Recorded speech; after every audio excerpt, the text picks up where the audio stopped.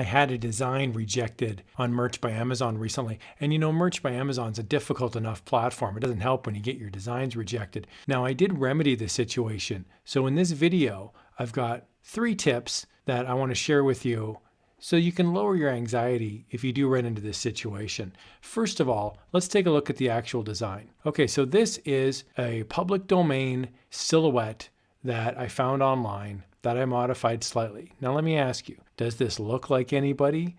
Of course, it's obviously Captain America. Now it's a silhouette, mind you, so the star is really the defining piece of the silhouette design. That's what identifies it as Captain America. So what I did in order to circumvent any sort of trademark is I stuck another symbol on the shield instead. So I took a money sign and I put the money sign on the shield. I then added some text to it and I came up with this design, Payroll Superhero. What I like about this design is you could really scale it and you could have anything. You could have plumbing superhero, electrician superhero. The list is virtually endless. So on Merch by Amazon, I did upload the Payroll Superhero design. And then I got an email. And the email was from Merch by Amazon. And it says, "Thank you for your design submission. We are contacting you because your design appears to violate our content policy.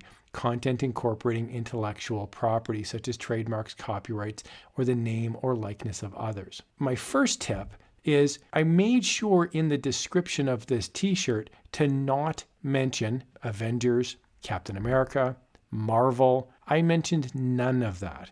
I mentioned payroll, human resources, and the word superhero. None of that is trademarked. And I also would contend, Your Honor, that a silhouette holding a shield with a money sign on it is not Captain America.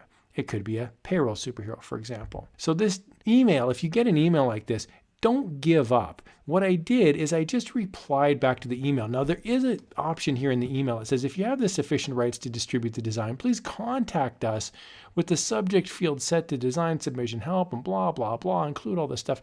Well, sorry, I have a life. I'm not going to do that. So what I did instead, because I have to admit, I was a little down about this and I thought, okay, I'm going to try this as an experiment. I replied back to the original email and I wrote, "Hi there. That is my point. The design is just a silhouette with the word superhero." And I have to admit, I was a little hot under the collar when I wrote this, so forgive me if it's not the best worded email.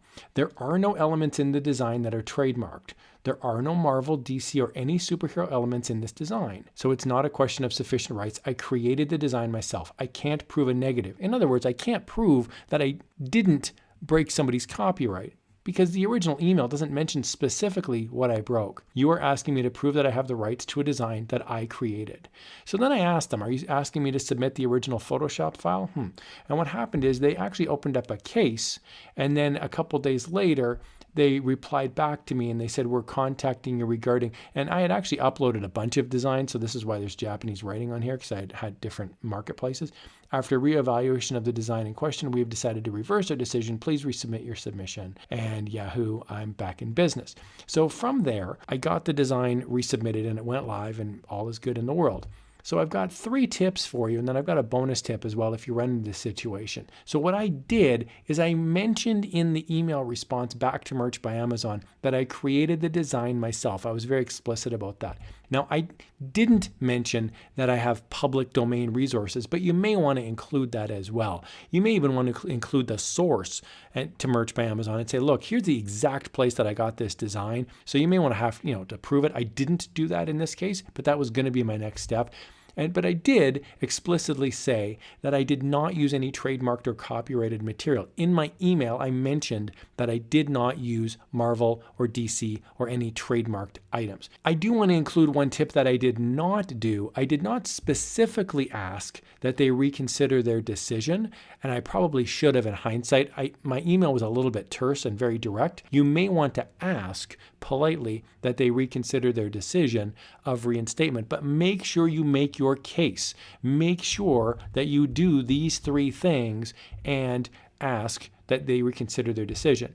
And I'm happy to say now that I re-uploaded the design and now it's sitting live on Merch by Amazon. So I hope you found that helpful. This is not meant to be a guarantee. I'm not saying if you follow these steps, you 100% guarantee, a live design. I don't work for Merch by Amazon. We're just guessing through the fog at what the wizards at Merch by Amazon are approving or not approving. And if you've had a similar experience, I would love to hear about it down in the comments below. Feel free to hit that like button. I do appreciate it. And throw me a comment. I would love to read about your experience. And I know other watchers would love to read that as well. And good luck with your design. Here's another video on how you can rock it in the print-on-demand world. Thank you so much for watching.